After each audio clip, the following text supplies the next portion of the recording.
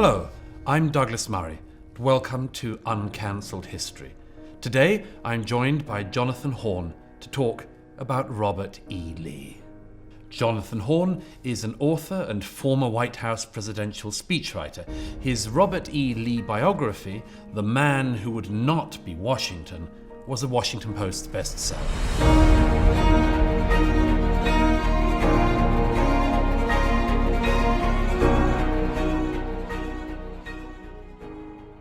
Jonathan Horn, thank you so much for being with me.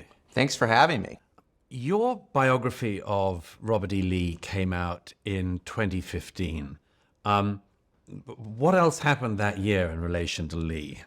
Well, that was the year when the first debate, or the modern debate, over what to do with Confederate statues began. It started after the shooting, terrible shooting in Charleston, South Carolina.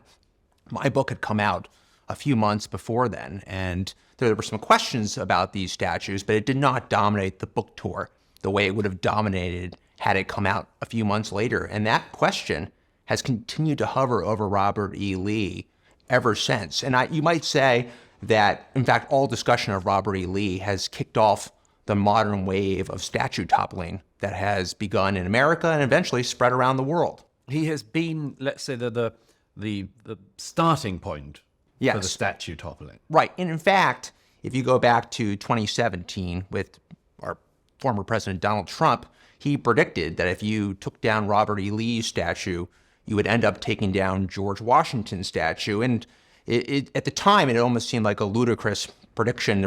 There seemed to be clear lines that could be drawn. Robert E. Lee had fought against his country. George Washington had created the country.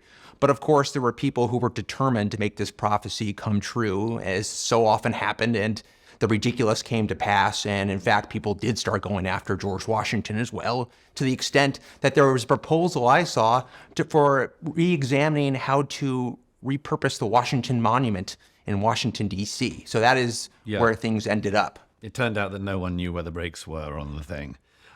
Let's start at the very beginning then. Who was Robert E. Lee? Well, Robert E. Lee was probably one of the most famous soldiers of the Civil War. But before that, just to give a little bit of context, he was the son of a man named Henry Lighthorse Harry Lee, who had served as one of George Washington's cavalry commanders during the Revolution. That's where he earned that nickname, Lighthorse. But what Harry Lee is most famous for is what he did after the war, what he did when George Washington died. It was Harry Lee who memorialized George Washington as first in war, first in peace, and first in the hearts of his countrymen. And during Robert E. Lee's life, everybody knew that his father had written those words. Now, Robert E. Lee had made his own connections to George Washington. He married the daughter of George Washington's adopted son on June 30th, 1831. And on the eve of the Civil War, people see tremendous symbolism in these connections. They see Robert E. Lee as the son of George Washington's most famous eulogist, and they see him as the son-in-law of George Washington's adopted son. And on the eve of the Civil War, people will appeal to George Washington on both sides of the Union and say, will you lead the main army being raised to crush secession? And so Lee faces this choice between the Union and his native state of Virginia. What was the world that Robert E. Lee grew up in? What was it like? That's a great question. We tend to think of Robert E. Lee as being from one of these great families, and he was from a great family. The Lee family was one of the most prominent families in Virginia. If you go down way toward the Chesapeake Bay on the Potomac River, you'll come to a great mansion called Stratford Hall, and that was built by Robert E. Lee's great-great-uncle, a man named Thomas Lee, who sired two signers of the Declaration of Independence, the only person who can say he was that good of a father. And that's actually where Robert E. Lee was born. But He did not live there for long, because I told you that Harry Lee was one of George Washington's most famous cavalry commanders, and he worshiped George Washington. But he couldn't imitate what he knew was George Washington's greatest virtue, self-control. Harry Lee bet all of his money on land, and he lost really badly. And so Robert E. Lee spends his childhood in Alexandria, Virginia, much closer to the nation's capital. In fact, it was actually part of the District of Columbia back during Robert E. Lee's childhood. And he has to live in houses belonging to friends and relatives who take pity on his poor mother because Robert E. Lee's father has gone off into exile in the Caribbean. So Robert E. Lee doesn't have the rich, wealthy childhood we sometimes imagine that he had. He grew up very much under difficult circumstances. He was very much, he talks about having been a housekeeper for his mother, as her devoted nurse. In fact, people describe him as anything but a boy, as someone who was always doing things for other people. And he became very fond of talking about himself as if he could never have his own way. It was always about doing things for someone else's way. So he was a member of the nouveau poor in America. Right. In some sense, it was land rich, but cash poor. But Robert E. Lee at this point was both. And what kind of education did he have? Well, so Robert E. Lee was educated at first in Alexandria, but he ends up going to West Point, against his mother's wishes, I might add, who did not want him to go to West Point because she said, "How can I get by without my Robert?" But he goes to West Point. He is tremendously successful at West Point. He graduates famously second in his class with one of the best all-time records. The person who graduates first fades into history. So Robert E. Lee graduates from West Point as an engineer, and he enters the Army Corps of Engineers, which at that time was the most prestigious branch of the Army and where you wanted to go if you had done well at West Point. And that was where he knew he would be making his career, in the military. Correct. He wanted to be, in a sense, he thought this was a stable career for him. He had seen his father lose all of his money. This was a way he could have a stable career in the Army, and it became his career. And he spent a long time in somewhat of obscurity in the military, and that begins to change with the Mexican-American War, where Robert E. Lee really stands out. So this is where he makes his name. Tell us, just remind us a bit about that conflict. Right. Well, in the Mexican-American War, what happens essentially is a general named Winfield Scott will lead an American army from Veracruz, Mexico, to Mexico City. And it's a very successful campaign. And Robert E. Lee plays an essential role. The Mexican army is continually outflanked by Winfield Scott's army on the path to Mexico City. And Robert E. Lee plays an important role because he is essentially finding routes that the army can travel to get around the flank of the Mexican army. And people begin to notice he has an unusual skill. He is able to see things in the land that other people aren't able to see. He's able to see paths around the army. And Winfield Scott, who at this time is really America's top soldier and will be on the eve of the Civil War as well, says that Robert E. Lee is the very best soldier he has ever seen in the field. At what point does Robert E. Lee's name start to get to a sort of wider audience? Obviously, the Mexican-American War makes him famous among his contemporaries in the army. What about further afield in the United States than there was? That's a great point, and I'm glad you said it like that, because he was famous in army circles. He wasn't generally famous. In fact, his name was left out of many accounts of a campaign. If you had to be an army insider to know that there was this talented person who Winfield Scott was really leaning on. And in some sense, it's a raid that takes place in a place called Harper's Ferry. There is an abolitionist who leads a group in 1859, who leads a group of abolitionists across the Potomac River. His name is John Brown. He seizes a federal armory, and he takes a group of hostages, including, I might add, a great-grandnephew of George Washington. And he takes a sword that had belonged to George Washington, and John Brown holds the sword in his hand while he is holding the federal armory. And what is he doing? Well, he's hoping to put together an army that will basically snowball in size and end slavery in the South. So who does the federal government call out to reassert federal control of this armory? Well, Lieutenant Colonel Robert E. Lee. And that was a logical choice at that time because Robert E. Lee was living near Washington.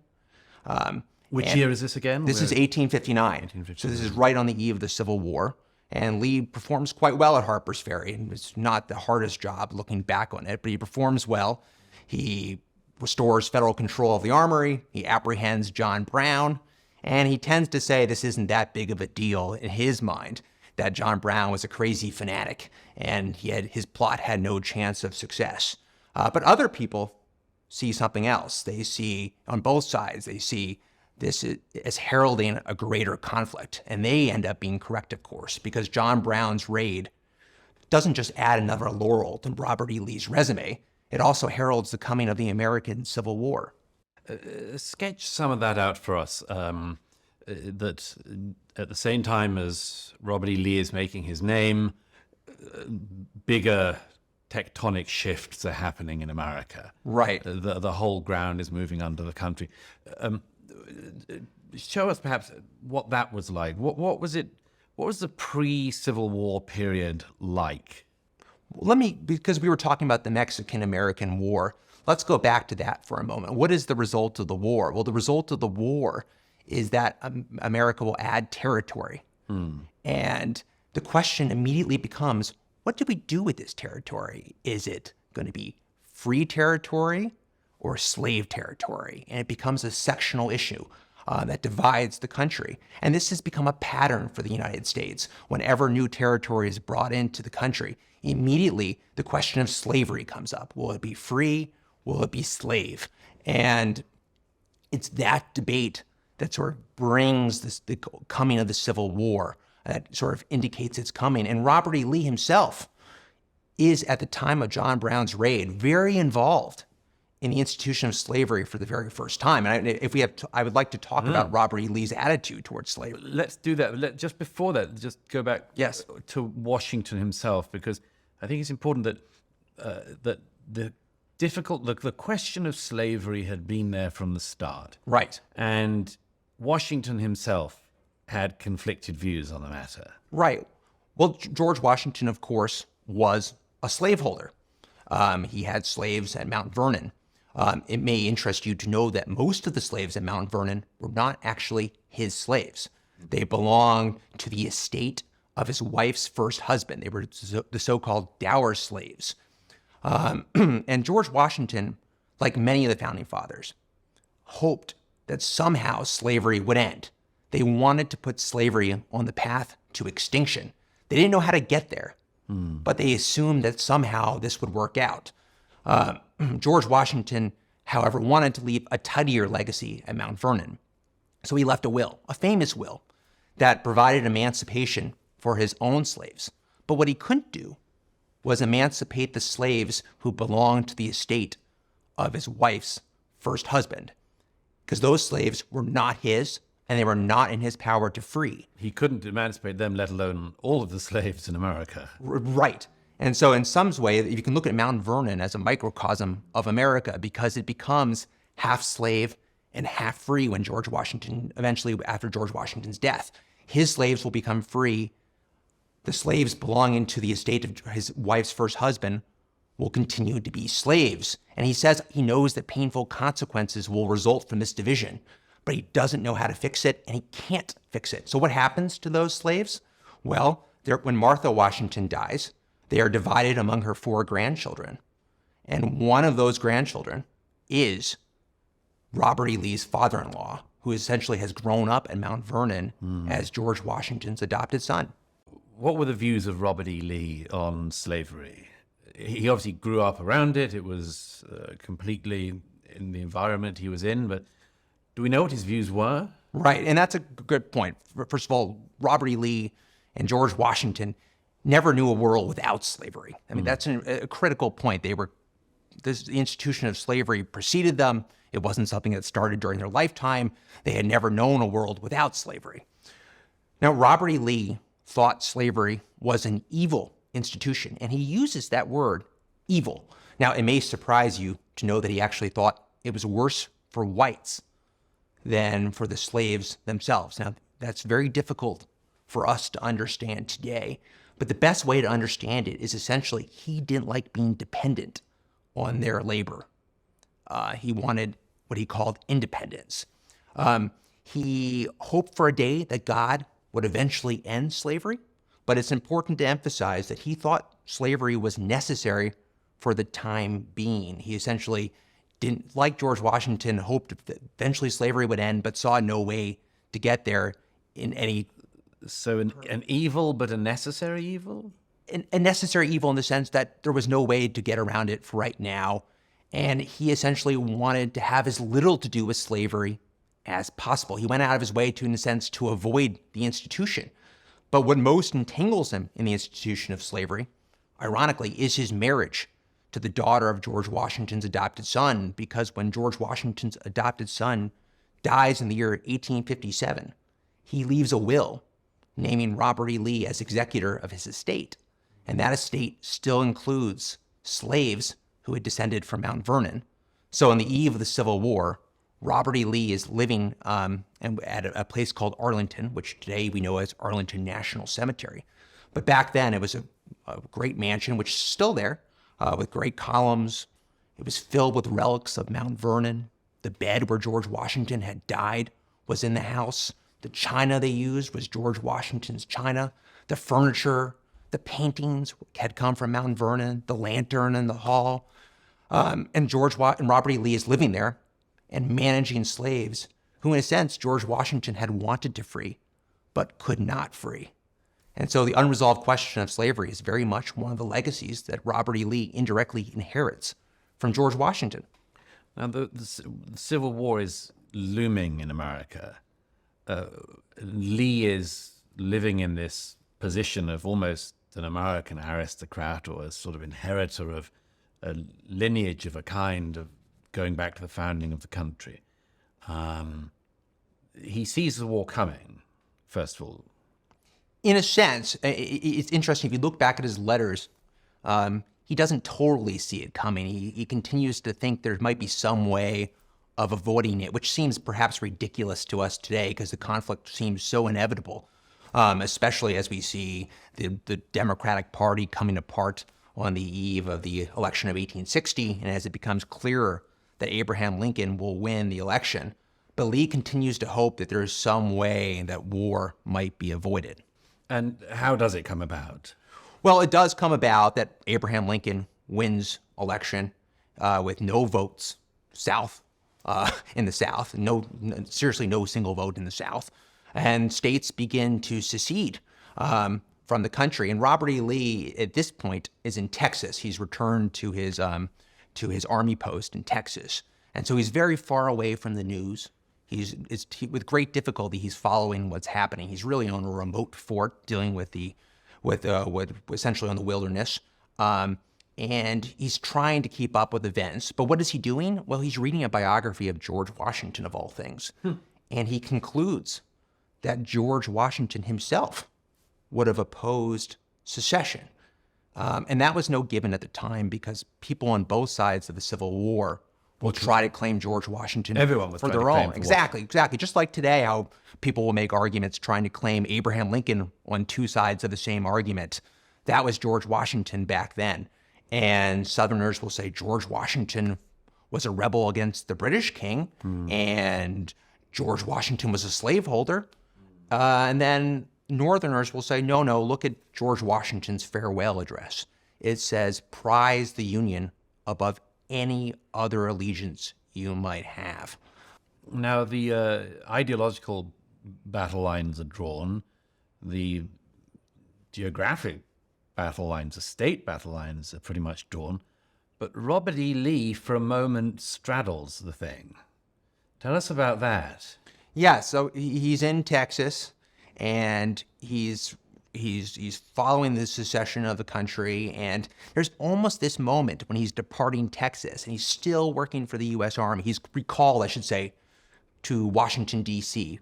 for a meeting with Winfield Scott, and he's leaving Texas just as it becomes known that Texas is seceding from the Union, and Lee's commanding general will essentially surrender the U.S. Army posts to the state of Texas.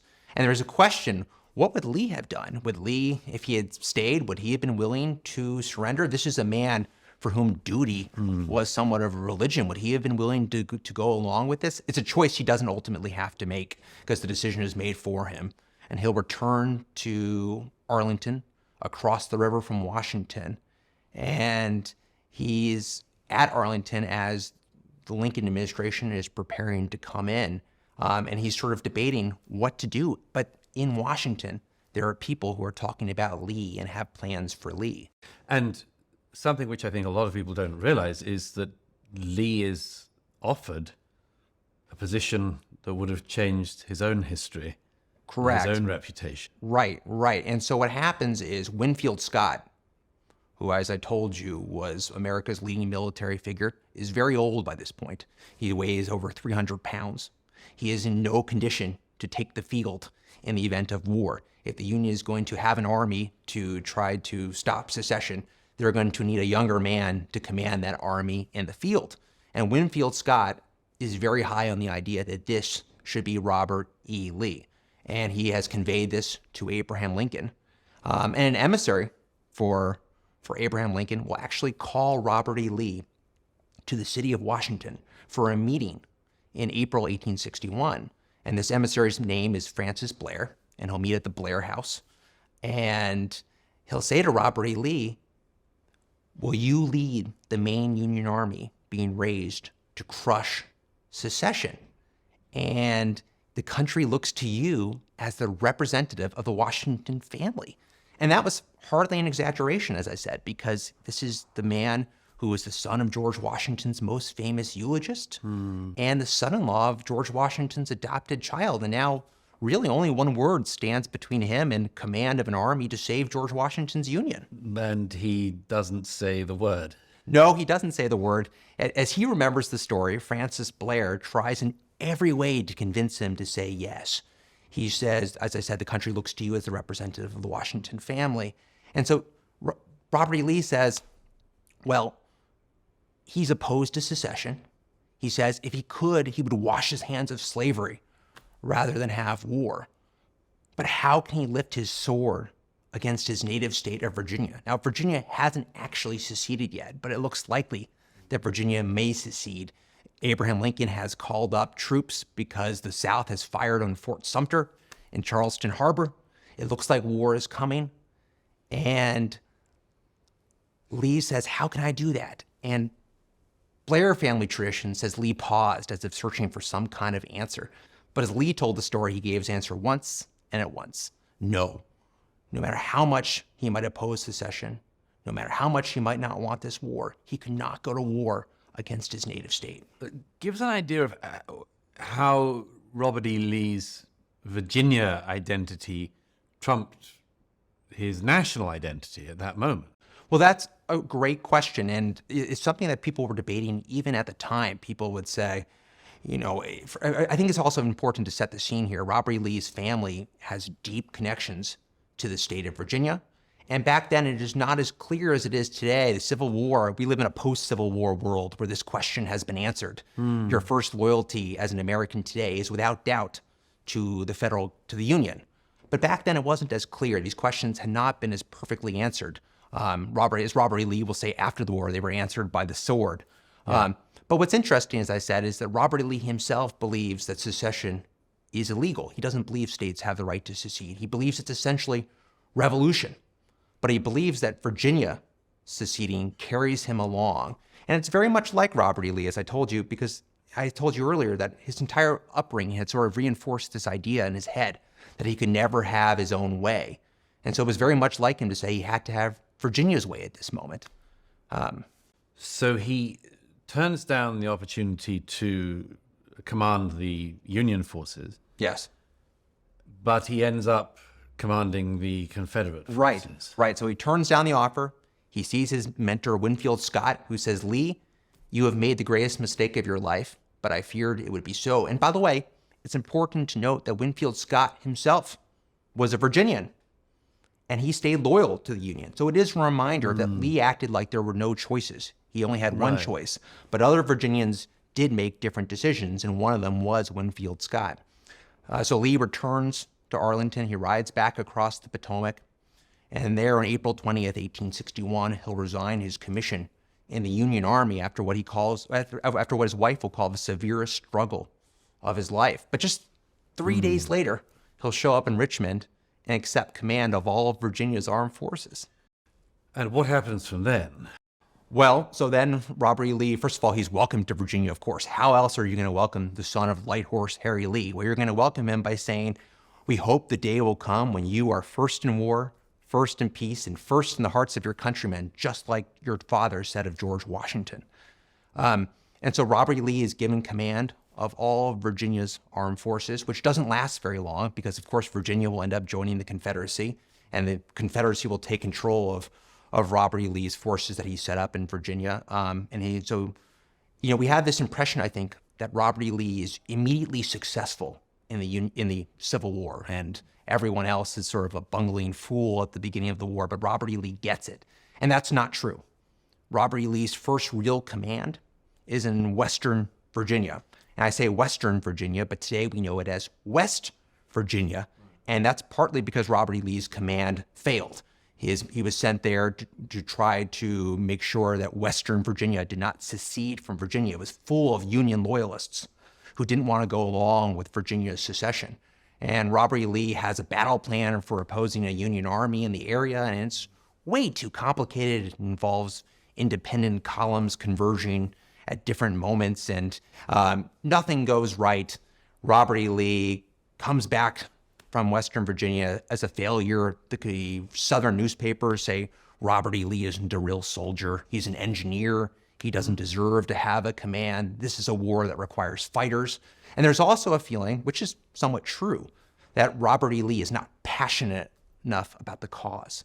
How on earth does he wrestle his reputation back? Because this is an very early setback in the conflict that could have had a huge ramification. Well, there's a couple of things that are happening. First of all, Robert E. Lee will become more committed to the cause. And what will help him become more committed to the cause? Well, one of the first things the Union Army will do after Virginia secedes is they will cross the Potomac River and seize Arlington House, that great house I told you that was filled with George Washington relics. And if you've ever been to Washington, D.C., and you've looked at Arlington, you know exactly why the Union Army had to seize Arlington, because if the Confederates had managed to put guns up there, they could have destroyed the city of Washington. So Robert E. Lee essentially becomes the Robert E. Lee that we know from history in 1862. George McClellan, the Union general, is closing in on the city of Richmond, and Joseph Johnston, who is the Confederate general who's trying to oppose him, gets shot. Jefferson Davis, who is the Confederate president, will put Robert E. Lee in command of what's very optimistically called the Army of Northern Virginia. But this is not an army that's in Northern Virginia right now. They are cowering below the Pamunkey River near Richmond. They're essentially facing what could become a siege of Richmond. And Robert E. Lee knows that happens, that eventually it will just become a question of time and his army will lose. So he goes on the offensive. And this is when the Robert E. Lee that we know from history really takes off. He'll leave a very small part of his army to defend the city of Richmond, and he takes the larger part of his army and he throws it against McClellan and gets between McClellan and his supply lines and forces McClellan, of course, to go sort of rolling off down the peninsula and forces him away from Richmond. And it's a very terribly bloody campaign. But it succeeds, and then that, of course, launches Robert E. Lee into sort of the most famous battles in American history. It's not a statement on his moral standing or anything else, but a statement, I think, of just a fact that he has been regarded since as one of America's greatest generals. Right. And that reputation is born really from this moment onwards, isn't it? Absolutely. I mean, he defeats McClellan. Then he's going to destroy a Union army at the Battle of Second Manassas under General Pope. Then he's going to cross the Potomac River and lead the Union army into Maryland, which we should talk about, where he faces very difficult odds. Essentially, General McClellan is brought back. He actually gets a copy of Robert E. Lee's battle plan. And even then, McClellan is unable to defeat Robert E. Lee. Really has a stalemate with him at the Battle of Antietam, though Robert E. Lee withdraws. And that, of course, will give Abraham Lincoln the excuse to issue the Emancipation Proclamation. But Robert E. Lee then will win at Fredericksburg against General Burnside. And in what is Robert E. Lee's most famous battle, at the Battle of Chancellorsville, he will divide his army multiple times. He will break all the rules of war that we've heard, and he will defeat General Hooker. Now, you might say at this moment, Robert E. Lee must be feeling pretty good about himself. He's embarrassed all these Union generals. He just beat General Hooker in 1863 at the Battle of Chancellorsville. He managed to divide his army multiple times. But Robert E. Lee is not happy at all because the Union army keeps getting away. And he thinks that he needs to destroy the Union army or have a victory that is so significant that it will have political consequences in the North. We'll get on to the political consequences in a moment, but just give us an idea of what was it that practically made Lee such a successful general? What was it? His leadership of men, his insights into battle strategy. What were the things that made this extraordinary career possible? Well, I think you have a couple things. You have the same skills that he showed in Mexico, the ability to see things in the land that other people couldn't see. And you also have this ability to take the initiative in battle, which sort of goes to Robert E. Lee's philosophy that the South needed to take the offensive as the best possible defensive. And he's able to throw Union generals on their heels, despite having smaller numbers, a worse supplied army. And this is morale in the army that he was leading? Well, initially the morale couldn't have been very good because Robert E. Lee's first thing he tells when he takes over the Army of Northern Virginia is he tells them to start digging. And Southerners don't like digging. That's not work. That's not work that they think they should be doing. And Robert E. Lee basically says, well, that's what the Northern Army did to get this far, to get this close to Richmond. Why is it that we're opposed to work? So dig. And then if you dig and you have good defenses, I can take a large portion of this army and put it on the offensive and hold what I need with a smaller portion of the army in the defensive earthworks we've made.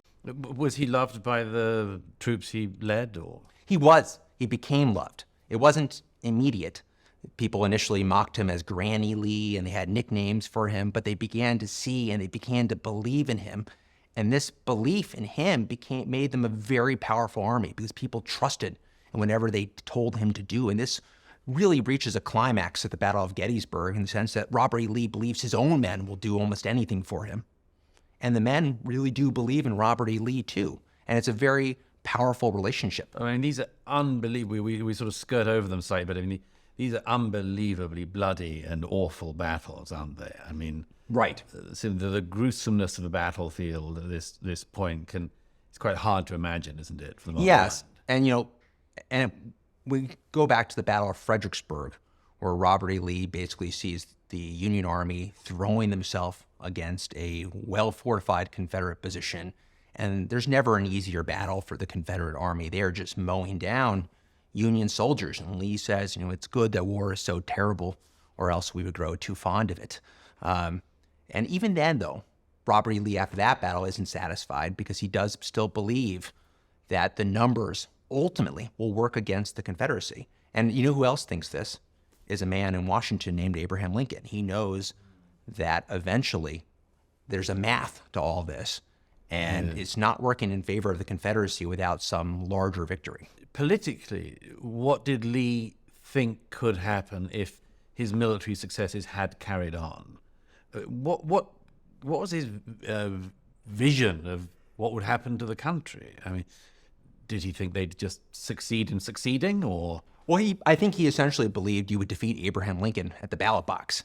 You'd force a change of public opinion. He understood that this war, in a sense, was being fueled by public opinion. And if you could have a significant victory in the North, that would just rout the Federal Army on Northern territory, occupy some major northern city, have potentially the fall of Washington, D.C., you can imagine the disaster it would be for Abraham Lincoln. Now, I think today, Robert E. Lee's military reputation is, we're talking about him today as a general who is well thought of, and that was true for most of the time after the Civil War until the present. But I think in recent years, Lee's military reputation is as low as it's ever been. Now, why is that? Well, it's because people tend to look at the Civil War and say Robert E. Lee's strategy was wrong. He should have simply avoided major battles. He should have simply kept his army together and tired the North out. Basically did what George Washington did to the British during the American Revolution. Now, Robert E. Lee didn't see the war that way. He believed that time was actually working against the South. He wasn't facing an enemy that was located an ocean away. He was facing an enemy that was only a river away. And he believed that the more time went on, the more forces the Union would be able to bring into the field, the more the Union's industrial might would come into play. and the more the Union would shred the South's social order, which, by the way, the Emancipation Proclamation was an important part of. And so he thinks time is working against the South, and the South needs to win quick and needs to produce a victory, or because they can't hang in long term with the North. And that, again, there are people even back then who disagree with that philosophy and say, Northerners can't fight, they can't keep this up. But Lee never sees it that way. He always has respect for the Northern people. And part of it is he's seen the country, he's traveled previously in his Army career. And I think going back and looking at it, I think he's right. That is in a sense what happens. Time does work against the Confederacy. In a sense, it's a race between shredding the South's social order and trying to snap the North's political will to fight. And what happens in the end is that the South is shredded. So he knows that he's on a losing side at a certain point. He believes from the very beginning that the odds are enormously stacked against the Confederacy. When he shows up in Richmond in 1861, he hears all kinds of people bragging, this war will be over in 3 weeks or whatever. And his attitude is basically, you don't know what you've gotten yourself into. And if everyone doesn't make absolute sacrifices, we have no chance of winning this conflict. And by the time 1865 rolls around and the Confederacy ultimately loses, he'll say, well, it's ended just the way I always said it would. And they wouldn't listen to me, but we had to go through all of this. It's a very almost fatalistic approach. Yes. And of course, it's convenient because he hasn't succeeded in winning the war. But it is true, if you look back, he never at any time acts as if he has this optimistic view of the long-term potential of the Confederacy. What is the means by which the Confederacy loses?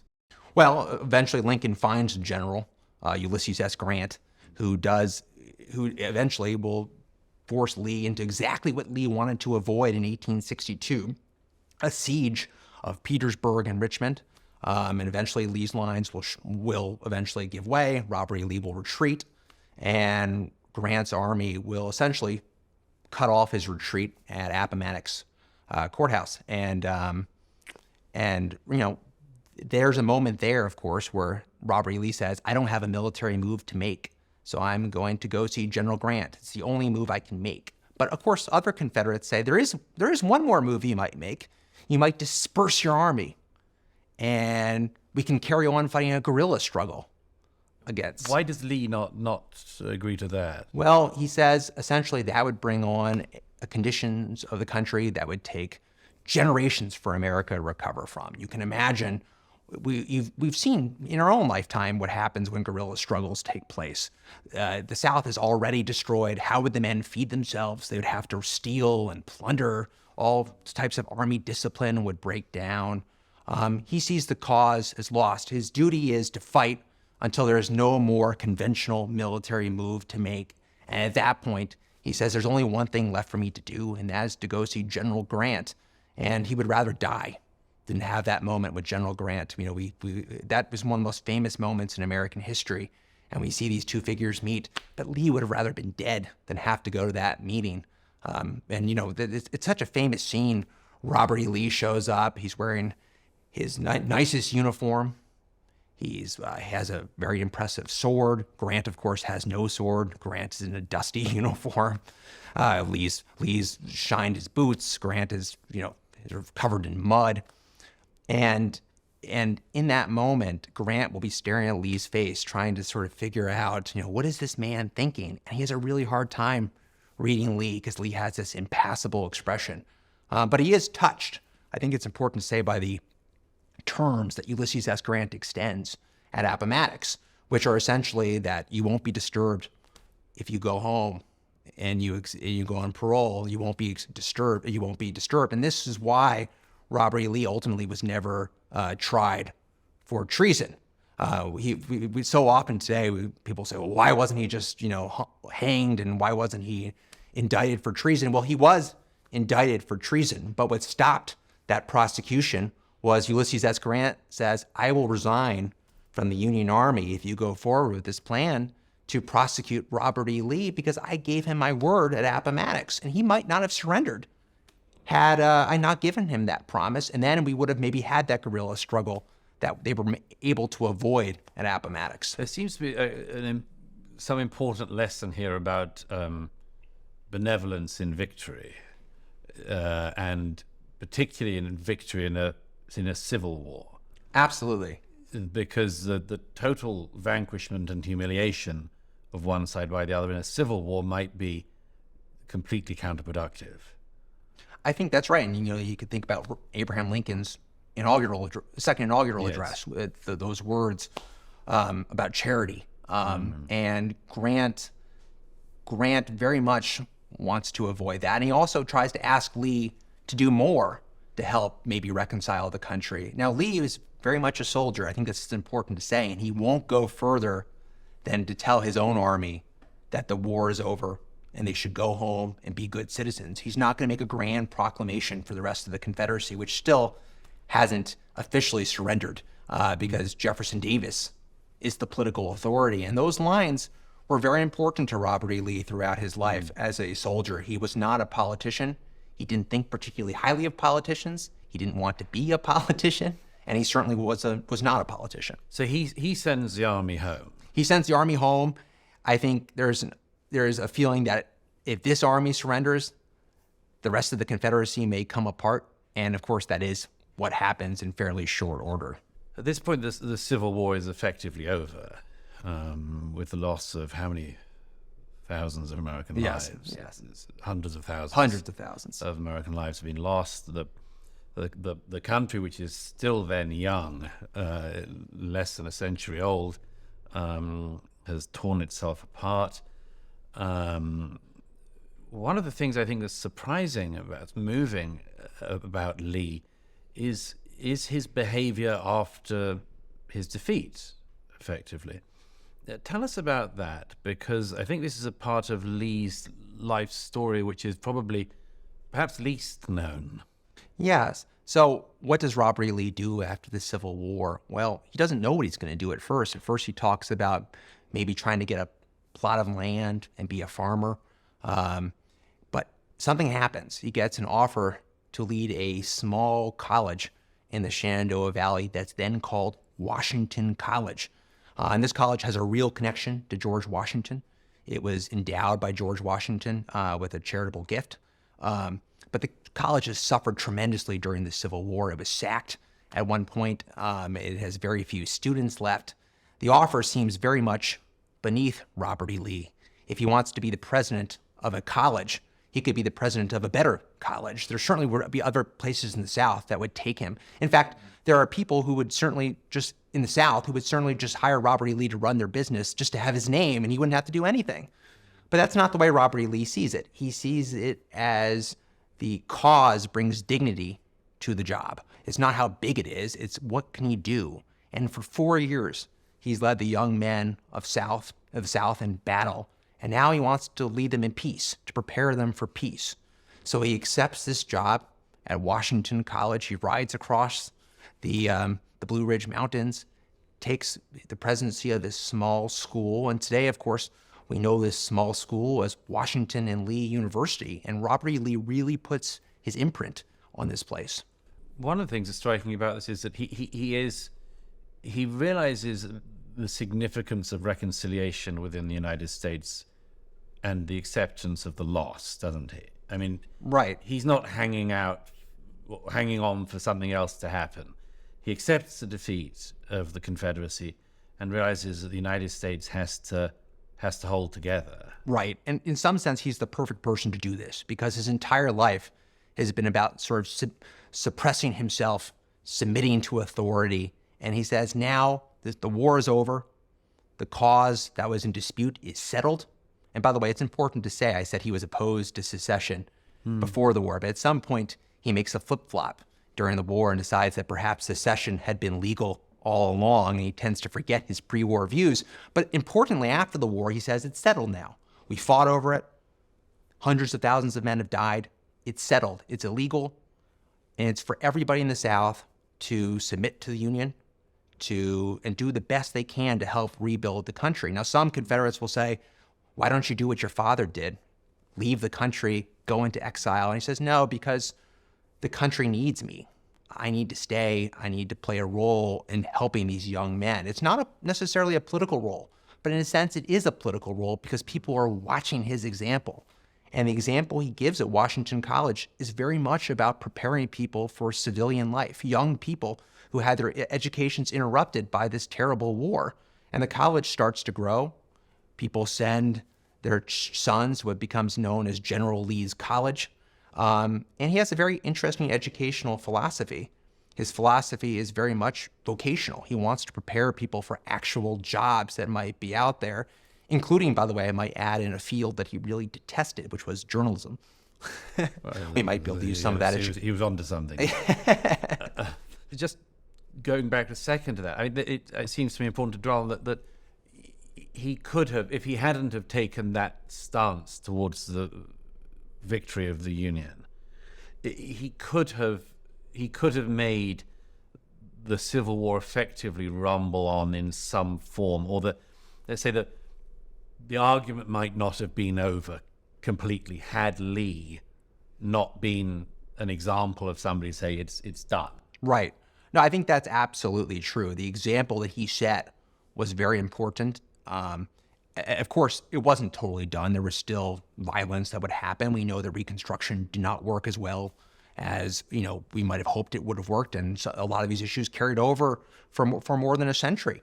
And there's some attitude now, I think, why didn't Robert E. Lee do more? But perhaps we're asking too much of this man who has just lost a major civil war. He was not going to come out in favor of the equality necessarily that we have today, the racial equality. That wasn't necessarily his vision.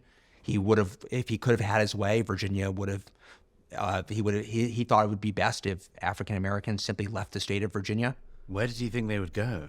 Well, I think he maybe thought they would go south. And he said, he basically says, I've always been in favor of gradual emancipation. The Civil War has brought immediate emancipation. I'm fine with that, but I would rather have them not in the state of Virginia. And that's held against him today, of course, because he didn't have a vision of what we have today, which is a multiracial democracy. But perhaps we're asking a little bit too much of him, I think, where he was in 1865. And the important thing he does tends to get overshadowed, which was he accepted that the war was over. And he didn't splinter his army up to fight a guerrilla struggle like so many revolutionaries today have. He accepted Union authority. What was his view of commemorating the war that the South had waged in statuary and commemorations and much more? What did he think about the legacy of it and how it should be remembered? Well, it's very interesting. If you look, we know pretty exactly because we have letters that came to Robert E. Lee saying, will you support building a Confederate memorial or a statue to Stonewall Jackson, who had died at the Battle of Chancellorsville and was Robert E. Lee's best lieutenant, without doubt. And Robert E. Lee always has some reason for why now isn't a good time to do it. He says, if we build a statue now, it might make the victorious Federals angry. And then in another letter, he'll say, well, I don't think we can afford to build statues. The South is too poor right now. As to when the right time to build statues might be, Lee's correspondence tends to suggest he thought the answer was never. He actually gets a letter asking for his help preserving the Battle of Gettysburg. And Robert E. Lee basically responds that he thinks that the battlefield of Gettysburg should have been paved over because that countries that hide reminders of civil wars tend to move on faster from civil wars. And so in some strange way, we end up with Robert E. Lee expressing a view, if you think about this very strangely, that is in line with people today who want to tear down his monument.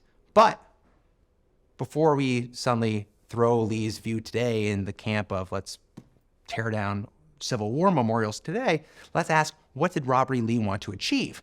Well, he essentially wanted to move past the Civil War and get back as closely as possible to how things were before the Civil War. He wanted to move on as fast as possible.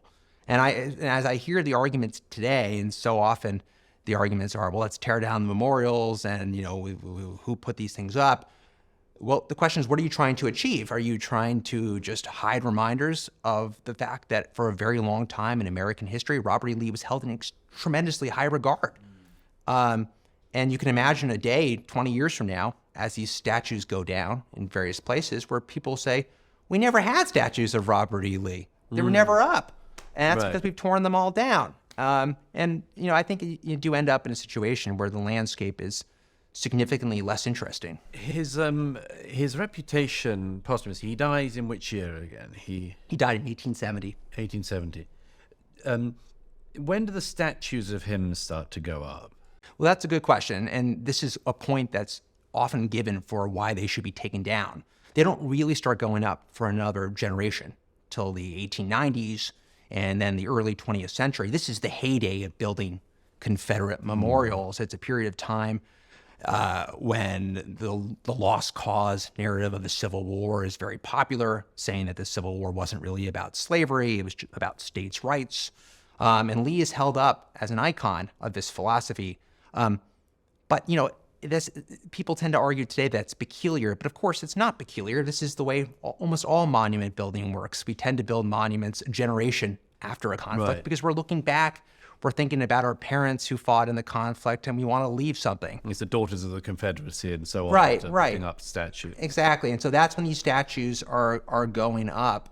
And, they do get mixed into this lost cause narrative of Robert E. Lee. It's almost a Christ-like figure who made this sacrifice for the South. And today, I think the question we face today is, do you have to take down a memorial because you no longer agree with the position of those who put the memorial up? Mm-hmm. Because if you think that, you'd have to go through our cities and face some very difficult choices. We shouldn't have to necessarily make those decisions. When does the turn in Lee's reputation start, do you think? Because in the 20th century, it was perfectly possible for somebody like President Eisenhower and other military leaders, for instance, to openly admire Lee as a military commander. I think we'd be rather surprised today if the chairman of the Joint Chiefs of Staff cited General Lee as president, because we see him now in a different light, and we see the fatal decision he made and fighting with the South, leading the South. But when did that change occur, that the sort of remaining reverence for him, for his military prowess, if nothing else, then turns a corner and actually Lee's name really starts to become very muddy? Well, just to go back to 1870 for a moment, because initially when Robert E. Lee dies, he is a hero in the South, but he's not a hero in the North. How does the North commemorate his death? Well, there are some, the New York Times, for example, will note what he did at Washington College, which immediately becomes Washington Lee University, and how he accepted defeat, and they will give him credit for the final 5 years of his life. But they're not willing to overlook the fact that he is a traitor. It's in the 20th century that his reputation begins to change, that people come to see him as a unifying figure because of the role he played after the Civil War and accepting defeat, and also his military genius. If you go back and you look at the correspondence of our generals who fought in World War II, you mentioned Eisenhower, but General MacArthur, his mother, told him when he was a little boy, "I hope you grow up to be a soldier as great as Robert E. Lee." It's not just that. It's Harry Truman is reading a biography reads a biography of Robert E. Lee. General Marshall is corresponding with Robert E. Lee's most famous biographer during World War II, during the actual fighting, and saying, "I am reading about Lee's campaigns and taking solace in knowing that the challenges he faced are greater than the challenges I face." And so it sounds surprising to us today, but in a sense, these people grew up at the time that the statues were going up. This is the way they saw Robert E. Lee. And the statues, when we talk about tearing down a statue, well, what are we tearing down? You're not really going to erase Robert E. Lee from the history books. He's too important of a figure to erase. But what you are erasing is that there was generations that looked up to Robert E. Lee, including people who did very important work, I would say, in winning World War II. So the turn in the reputation, the almost entirely negative turn, is a very recent thing in your view. I think it begins in the 1970s and is carried on to right now. And Robert E. Lee's reputation is really as low as it could be. He is not respected as a military commander because people think he had the wrong strategy in the Civil War. He is seen as an icon of white supremacy, which, Is that accurate? if you put him in context of his own time, there were Southerners arguing that slavery was a positive good on the eve of the Civil War. Robert E. Lee didn't make that argument. He said slavery was evil. He did say it was necessary, but he is certainly not an icon of the John C. Calhoun variety. Right. But that's where he's become. It's now Robert E. Lee is no longer a man. There's no longer a Robert E. Lee story. There's only the sort of symbolism that is imposed on him from people today who have suddenly noticed these features in our landscape. And even Washington and Lee University is trying to rid itself of Lee. Either reputationally or actually, we should get onto that. Well, there's been a lot of talk at Washington and Lee about the name. As I said, it went from Washington College to Washington and Lee University almost immediately after his death. And it's worth adding that the college probably would not have survived unless Robert E. Lee had surprisingly accepted that offer to become the president of the college. His name, you can imagine what it did for fundraising and also in terms of bringing new students. And he's buried there. He is buried there. Not just him, by the way. His whole family is buried there. There's a crypt with all the Lees, including Light Horse Harry Lee, whose body was brought there.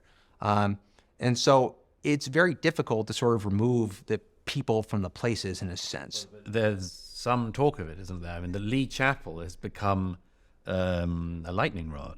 Yeah, I think it's difficult to imagine, for me anyway, as someone who's spent time there, who's looked at Lee's papers that are there, that it could ever be anything besides Washington and Lee University, because I think it would be almost historically inaccurate. It was General Lee's college in a sense. His role there was far more consequential than George Washington's role. There's discussion of his body being moved. Is that likely? I've heard talk of some people predict such things might happen. It is very difficult to see. He is buried below a recumbent statue of Robert E. Lee that sits in the chapel of the Lee Chapel. In a sense, Robert E. Lee went to Lexington, Virginia. That is where Washington Lee College is. He rode across the Blue Ridge Mountains to be in the Shenandoah Valley, away from the world he had known. In this bid to sort of move on past the war, it would seem to be a very strange thing to unearth his body and to move him away. It would be a strange symbol, I think, to the country. There's an argument that we started off with at the beginning that the sort of iconoclasts of the current era, the people who want to cancel all sorts of historical figures, start with Lee and then don't know where to stop. But is it such a bad thing to cancel Robert E. Lee, to take down statues of him? I mean, is he somebody we want to revere? Is he somebody we want to admire? Or is he somebody we just have to, like with so many historical figures, just take in the round and try to understand? Well, I guess it gets to the question of what do you think a memorial should do? If the only purpose of an old memorial is to hold someone up as the perfect role model, there is no chance that Robert E. Lee can meet that standard, and his memorials should go. Now, I don't look at memorials that way myself. I can say I wouldn't tear down an old memorial, but I wouldn't put up a new memorial. That's an intellectually coherent position. If you care about history, then you don't go around destroying old pieces of artwork that were created by previous generations. As I told you, these statues came about at a time when Robert E. Lee was held in high regard by some of the same people who would defeat the Nazis in Germany. And I don't think we necessarily need to make these choices. We can understand why the monuments were put up. We can put them in context without destroying them, without defacing them. And by the way, when did the last one go up to him? Oh, that's a good question. I will tell you this. I've been to the National Cathedral, and there was a stained glass window in Washington, D.C. devoted to Robert E. Lee in the cathedral. That was put up, I believe, post-World War II. And that was recently taken off. And for me, the cathedral wanted just simply to, said we can't have it here. It's holding him up as an ideal role model. But you can also look at it as the cathedral trying to sort of cleanse its own history. This was a decision they made in the past. It was there. And maybe this is not an acceptably intellectual argument anymore, but it's interesting. It's interesting to go somewhere and find a Robert E. Lee memorial where you least expect it. It tells you something about American history that will otherwise be missed. And what will be missed is that you may not have grown up in a time when Robert E. Lee was a national hero, but there was a time when Robert E. Lee was a national memorial hero. And that is the history you're destroying by breaking that stained glass window. By cancelling Lee, people are cancelling part of the story of America. It's not the same thing as getting rid of Abraham Lincoln, but it's getting rid of a significant chunk of the American past, which Americans in particular need to know about and to understand and to get into some kind of context. Absolutely. I recently read a book about somebody who followed George Washington's journey as the presidency, and they were going to all these various different historical markers and admiring the historical markers and saying how much we can learn by getting out there and seeing where history happened. And then he said in the next paragraph, well, we should take down all the Confederate memorials, and I'm glad to see those going down. Well, what kind of trip are you going to take across America if you've just left what you want to see and torn down what you don't want to see? If you take aside the military genius, what is it that we can learn from the life of Robert E. Lee? Well, I believe the most important lesson of Robert E. Lee's life is that decisions by individuals matter. And that's not necessarily a politically correct attitude today. We tend to say, oh, it's only about movements and trends, and individuals don't really make a difference. We can substitute one white guy for another white guy or whatever else you might say. But Robert E. Lee's story proves that the decisions we make do matter, because on the eve of the Civil War, he faced a choice. He could have had a very different legacy than the one he left. And in my view, he made the wrong decision. He should have cast his fate with the Union, but he felt that he couldn't. And it's important to understand that choice because it has very serious consequences for the entire country. It's a disastrous decision for an individual to have made. It's a disastrous individual. And if you look at the personal cost he paid from the house where he lived before the Civil War being turned into our national cemetery, that is not a coincidence. That is a decision that is made by people who are angry at Robert E. Lee for the decision he made. And he cost the lives of Americans who followed him. Yes. And Americans who opposed him. Yes. And by the way, there are people who believe, and if you look back at 1861, who believe that the example he set could have made a difference. If he'd have joined the that North he could have cause. set an example for other Virginians. Now, that's not the way Robert E. Lee looked at himself. He looked at himself as having no choice. And what I like about the story of Robert E. Lee is that it shows that we do have choices. We all have individual choices. And those choices matter. And you can make a terrible choice, as he did, and do something, however small, to try to make up for it afterwards. Not small, in my opinion, by the way. It was not a given.